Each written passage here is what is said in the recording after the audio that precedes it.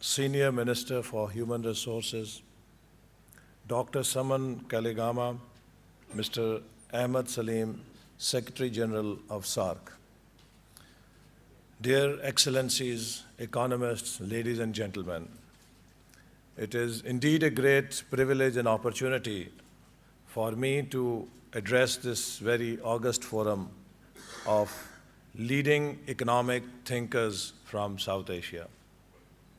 I'm very grateful to the hosts for giving a very generous introduction.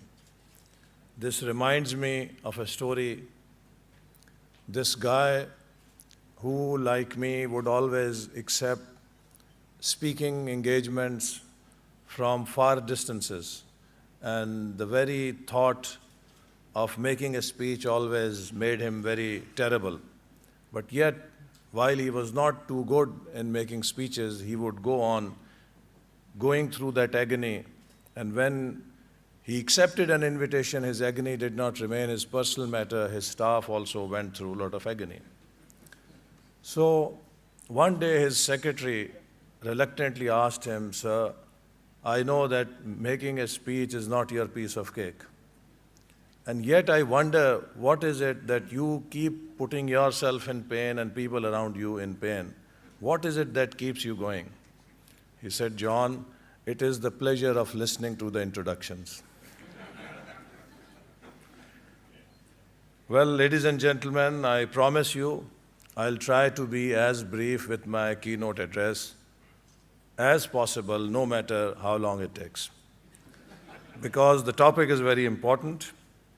I feel extremely privileged to be speaking here at the 6th South Asia Economic Summit and extend my profound thanks to the Institute of Policy Studies in Sri Lanka and Sustainable Development Policy Institute in Pakistan for inviting me as a keynote speaker.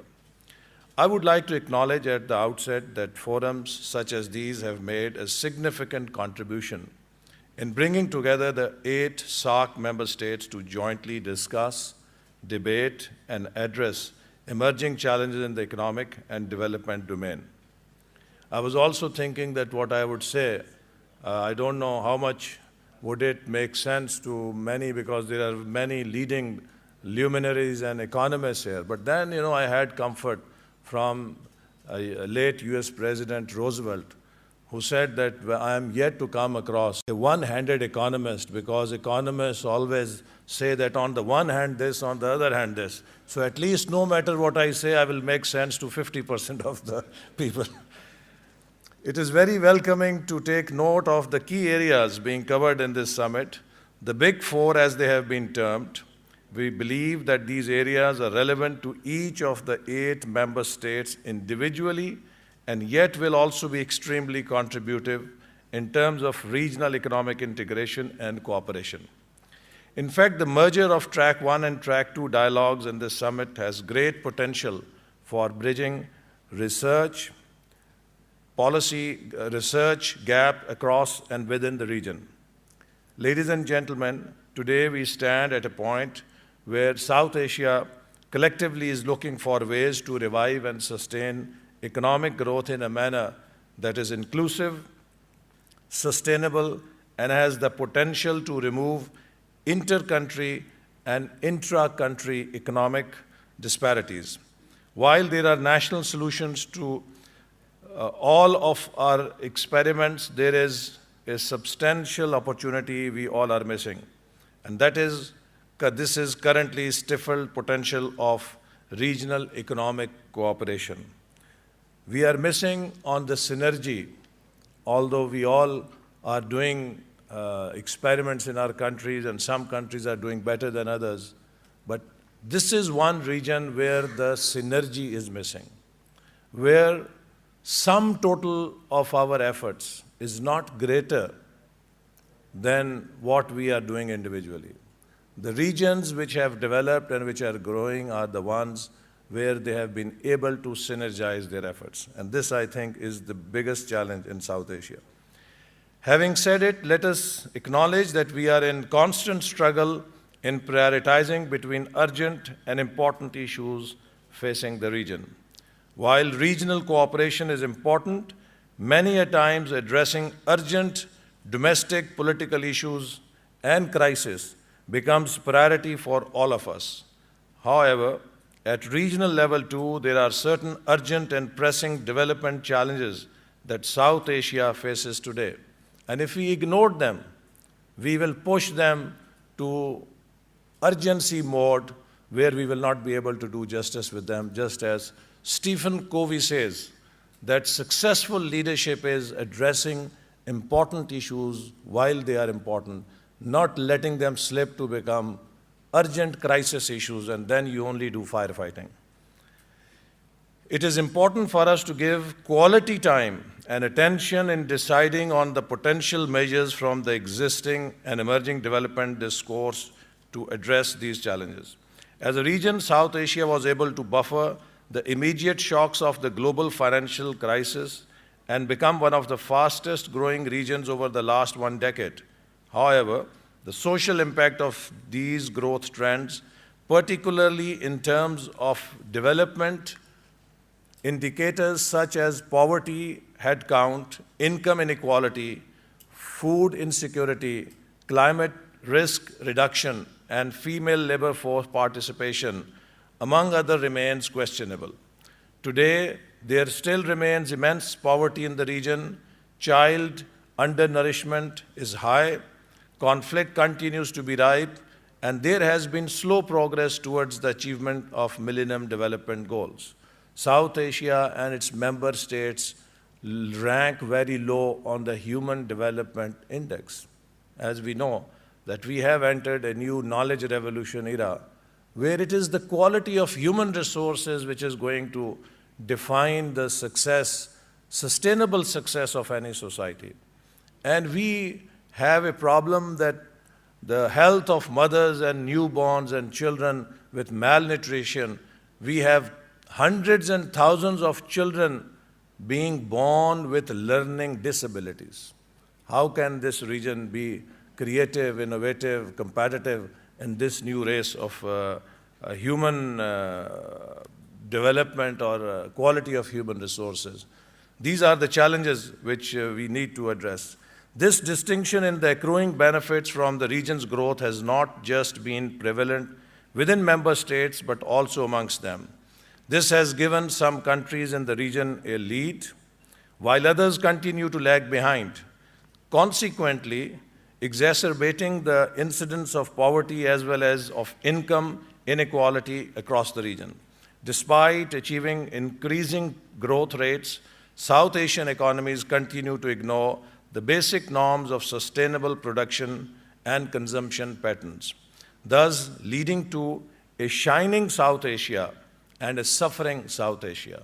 And this divide cuts across each country, each city, and each village. The sufferings get further aggravated due to the restricted access to basic services in most, if not all, South Asian economies. These inequalities are not just confined to income levels, but have a wider social and human rights connotation, including gender equality and minority rights. Moreover, due to lower levels of literacy and even lesser exposure and access, demand-side accountability remains weak, leading to poor social service delivery and further exacerbating rent-seeking activities in the economy that carry negative long-term implications. This has made the growth process in South Asia less inclusive. The excluded ones, when get a collective identity, be it creed, ethnic, national, or any other identity, immediately find a group or a country who is usurping their rights, and that is what leads to a conflict between have and have not at societal level and trans-boundary natural resources conflicts at the regional level. We can never overcome the challenge of exclusion through a win-lose situation where victory of one group would be at the cost of loss of the second group. Rather, we have to adopt a win-win approach and situation. Everyone wins when the growth would be treated as more of an all-rounded inclusive process in each of these countries. That is what the new development discourse dictates, and that is what has now become the need of the hour, treating growth as a dimension of sustainable development that can extract masses from misery, poverty, and suffering. I will now refer to some recent research by SDPI in Pakistan, an institute where I have the honor of being on board of governors since last 2 years. There are 3 key development challenges that this region collectively faces today. Rebalancing macroeconomic development in favor of welfare impacts, thinking beyond MDGs, and working for a regional political stability to divert more resources on social development. We should be buying less tanks and more computers for our children in schools and colleges. We should also take stock of some of the emerging mega trends across the region, which need to be treated with caution. A one-handed economist, because economists always say that on the one hand this, on the other hand this. So at least no matter what I say, I will make sense to 50% of the people. It is very welcoming to take note of the key areas being covered in this summit, the Big Four as they have been termed. We believe that these areas are relevant to each of the 8 member states individually, and yet will also be extremely contributive in terms of regional economic integration and cooperation.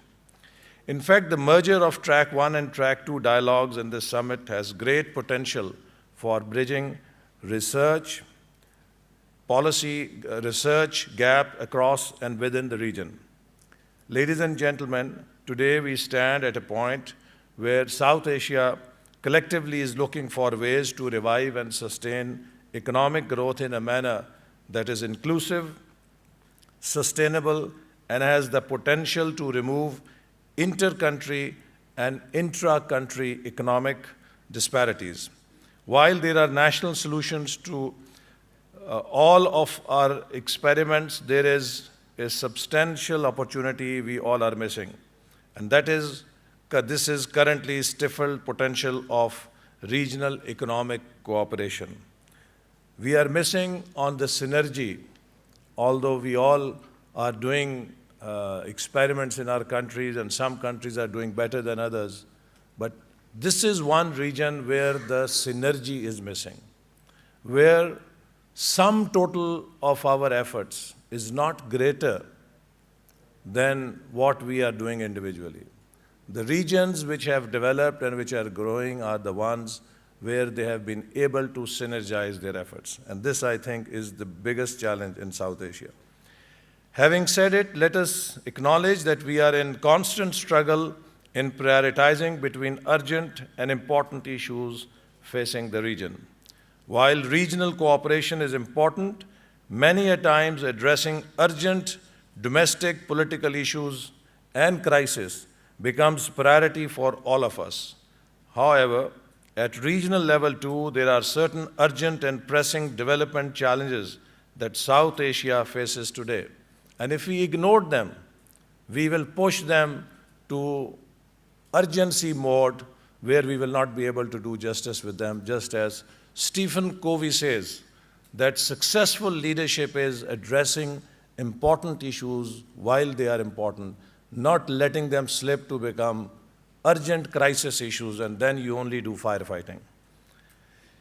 It is important for us to give quality time and attention in deciding on the potential measures from the existing and emerging development discourse to address these challenges. As a region, South Asia was able to buffer the immediate shocks of the global financial crisis and become one of the fastest growing regions over the last 1 decade.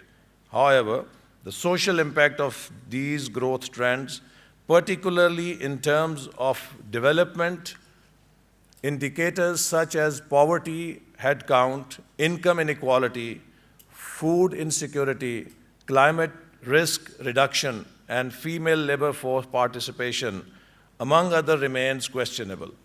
Today, there still remains immense poverty in the region, child undernourishment is high, conflict continues to be ripe, and there has been slow progress towards the achievement of Millennium Development Goals.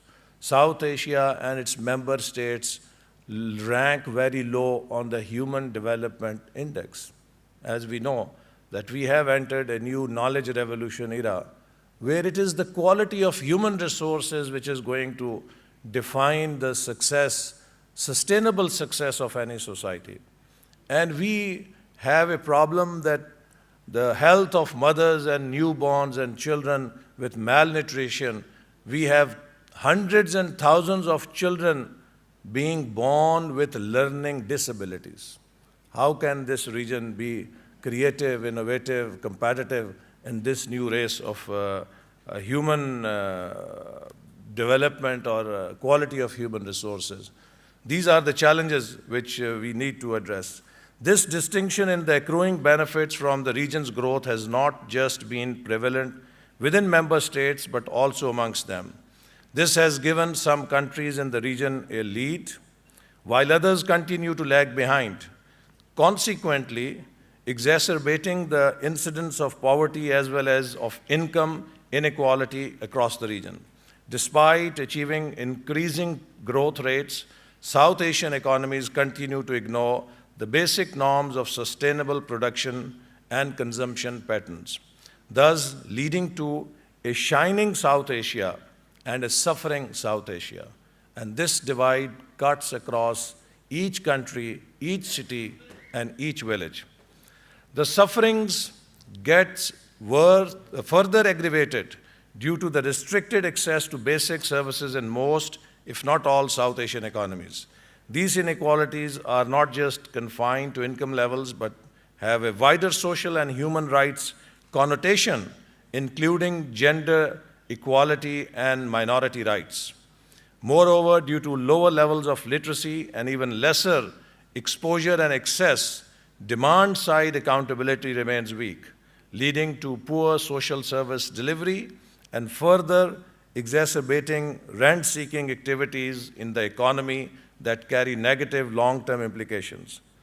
This has made the growth process in South Asia less inclusive. The excluded ones, when get a collective identity, be it creed, ethnic, national, or any other identity, immediately find a group or a country who is usurping their rights, and that is what leads to a conflict between have and have not at societal level and trans-boundary natural resources conflicts at the regional level. We can never overcome the challenge of exclusion through a win-lose situation where victory of one group would be at the cost of loss of the second group. Rather, we have to adopt a win-win approach and situation. Everyone wins when the growth would be treated as more of an all-rounded inclusive process in each of these countries. That is what the new development discourse dictates, and that is what has now become the need of the hour, treating growth as a dimension of sustainable development that can extract masses from misery, poverty, and suffering. I will now refer to some recent research by SDPI in Pakistan, an institute where I have the honor of being on board of governors since last 2 years. There are 3 key development challenges that this region collectively faces today. Rebalancing macroeconomic development in favor of welfare impacts, thinking beyond MDGs, and working for a regional political stability to divert more resources on social development. We should be buying less tanks and more computers for our children in schools and colleges. We should also take stock of some of the emerging mega trends across the region, which need to be treated with caution in order to capitalize for development across the region at large. South Asia seems to have experienced enhanced individual empowerment that has largely resulted from a rising middle class, increased access to ICT, a media revolution, and a vibrant civil society. One can attribute the anti-monarch movement in Nepal, the independence of judiciary movement in Pakistan, and the Anna Hazare movement in Pakistan, to this individual empowerment that has led to popular mass movements in these countries. There is also higher incidence of urbanization in South Asia that continues to lead to increased internal as well as external migration. Research shows that the increased migration flows have led to not only an increase in the flow of foreign remittances, but also in transfer and diffusion of knowledge from advanced countries. One also needs to take count of a reshuffling in the traditional power structures such as experienced in Bangladesh. The Grameen Bank, for one, influences millions of lives across the country today. Similarly, in Pakistan, the power center has moved from military to parliament, provincial government, superior judiciary, and independent media. One observes similar examples in other countries in South Asia. There is also a rise of popular culture across the region that has resulted, again, from improved access to ICT and higher literacy rates. South Asia as a whole continues to be vulnerable to adverse climate change effects that increases sea level, erode cultivable land, suppress returns for farmers, and exacerbate food insecurities in the region. Having said that, it is important to qualify at this point that there are important dimensions to South Asian regional development that need to be carefully borne to turn the above-mentioned trends in our favor. South Asian governments have lagged in terms of investment in human capital that has exacerbated not just the poor state of social service delivery, but also the state of social justice across most South Asian countries. Going forward, such exclusions carry the potential of rising conflicts across these countries. And this I see as one of the very important challenges.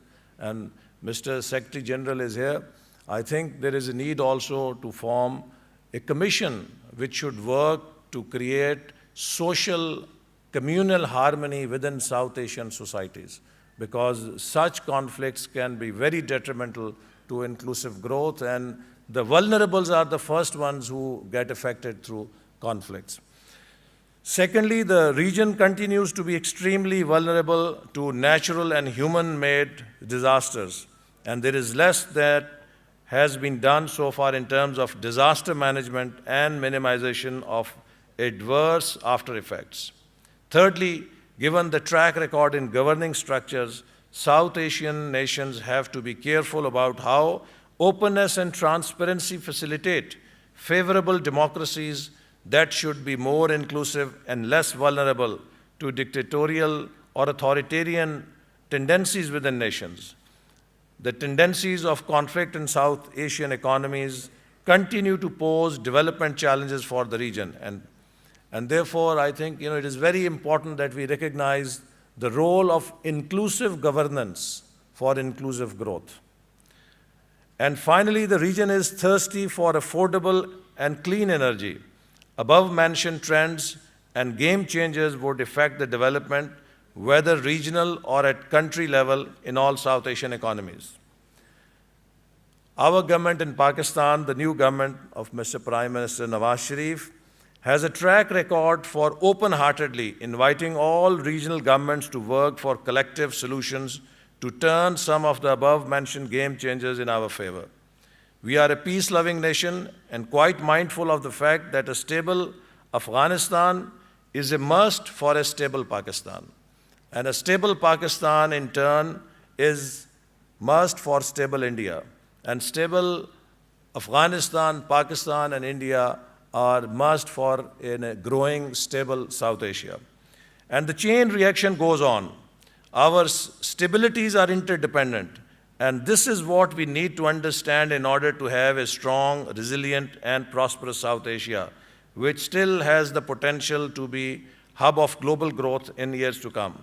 Ladies and gentlemen, regional peace and resolving political differences through negotiations would let us divert scarce resource on building human capital.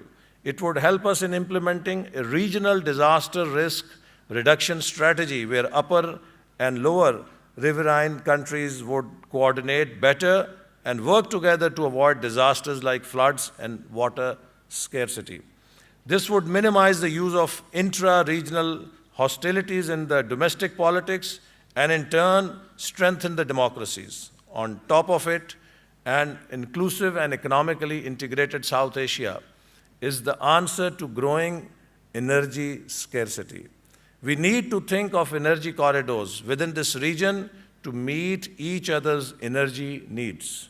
At macro level, such integration is a must to cope with negative impacts of financial crisis and recession, which is hitting our traditional trade partners, Europe and USA. Besides fostering peace in the region, we also need to think of new ways of making SAARC an effective forum. We did agree on SAARC development goals. However, the fate of SAARC development goal was not much different than MDGs.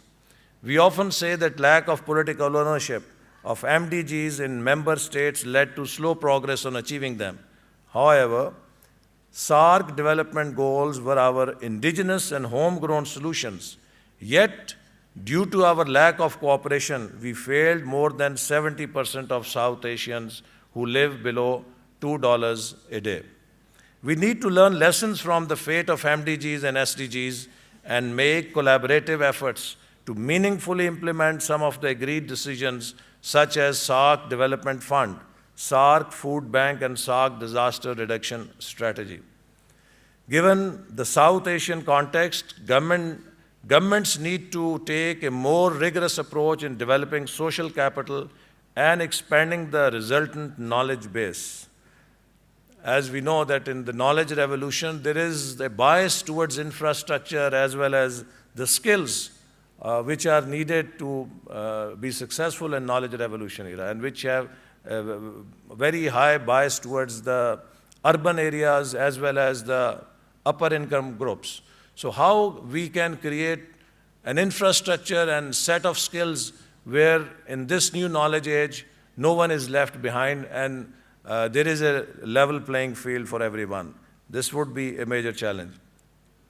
There is a persistent need for investing in and promoting social innovations such as modern tools in social accountability and microfinancing. Forums such as the South Asia Economic Summit provide an excellent platform for such purposes. One should also not discount the role of the private sector insofar as growth is concerned. While the private sector is pivotal in accelerating growth and should be allowed to take lead in doing so, it is time for governments to reassess their own role as to balance spending in favor of human development. With well-thought-out policies, economic growth resulting from increased private sector-led activity can generate fiscal space for development spending.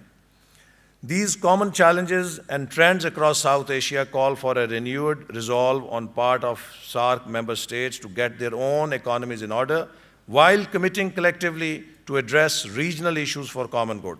There is need for more robust role of the SAARC Secretariat in order to strengthen efforts to address these challenges at the regional level.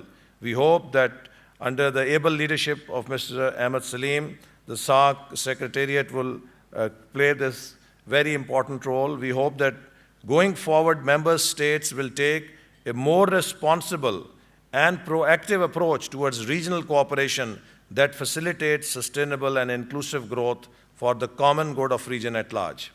Having talked about South Asia as a whole, I would also like to take this opportunity to briefly share with you Pakistan's own role as a country as envisioned by the current government. Our vision is to make and strengthen human capital in Pakistan and turn it into a knowledge-based economy which would steer its agriculture, industry, and services by the year 2025, appropriately titled as Vision 2025. To achieve this, our policy focus would aim at exploring indigenous resources, strengthening human capital, facilitating private sector as engine of growth, an efficient, responsive, engaging, collaborative, competent, and accountable public sector, adoption of global practices for corporate governance working for an inclusive growth that is sustained by macroeconomic stability and maintenance of political stability. The Vision 2025 aims to provide citizens of Pakistan with higher standards of living that is compatible with that of contemporary emerging economies. And we have set a target of an average annual growth rate of 7 to 8% till 2025 by bringing about structural changes that can help yield higher productivity in all sectors of economy. Moreover, the vision intends to build and further enhance institutional capacities besides establishing a lead for the private sector as drivers of growth. And yet the social component has been given just as much importance through provision of energy, food, and water security for the citizens of Pakistan and focusing on equal education and healthcare. And we have put social capital at the heart of this vision because traditionally our development debate has focused a lot more on hardware, the physical infrastructure, and overlooked the software dimension of development. We are also focusing on generating an inclusive debate to bring everyone in the debate of development discourse. And for this, we have started a development communications program which will reach out to grassroots communities and listen to them, what are their aspirations and what are their needs.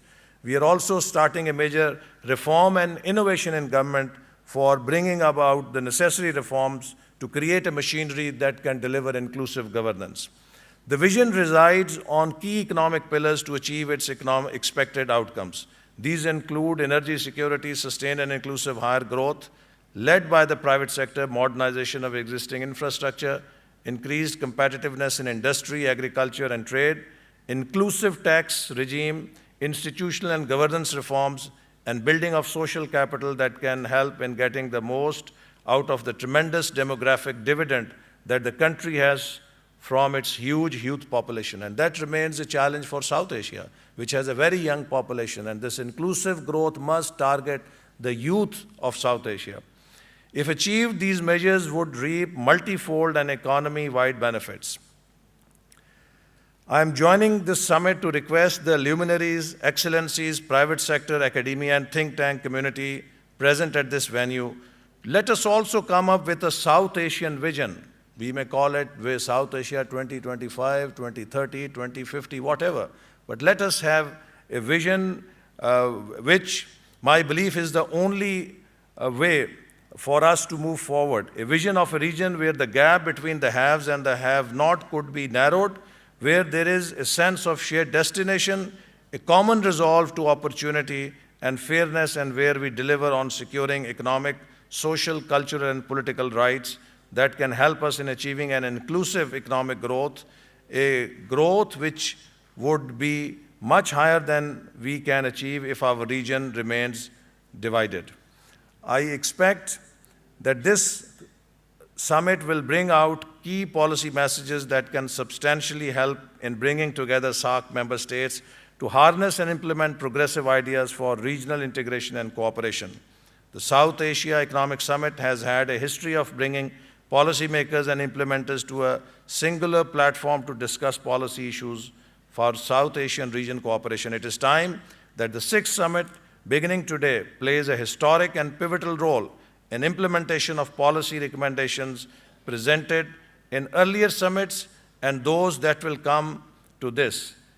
These policy recommendations ought to be more realistic for all member states to adopt, and today there is need to actualize the demand that this forum generates from regional track 1, 2, and 3 partners. I would also like to restate and emphasize the responsibility that each of the member states has to take individually on its own, and that is what the message of the summit offers. To take your own charge and yet contribute for regional cooperation on issues of mutual concern and interest. And I would also propose that South Asia should also set up a commission for inclusive growth, and this commission should formulate its vision for 20, 25, or 30, or 50, whatever we think is appropriate. I hope that this summit will go a long way in not only creating demand-driven agendas for South Asian regional cooperation, but also in implementing these agendas. I sincerely hope that the 6th South Asia Economic Summit, with all its objectives, will bring these nations together and strengthen their collective resolve. My individual and official support is with you for this regional cause. And let me conclude that it is also time that we adopt our own indigenous models. As we all know, that Washington consensus, which everybody took as a holy gospel, has failed. So let this South Asian Economic Summit come out with a Colombo consensus, which says that growth whose fruits are not shared by the people across the society, growth which does not provide equal opportunity to its people, growth which is insensitive to growing inequality and poverty in societies, growth which does not produce political stability and social harmony, may be growth in numbers, but cannot be called growth of societies. It cannot be called development, because development starts with people and ends with people. Thank you very much.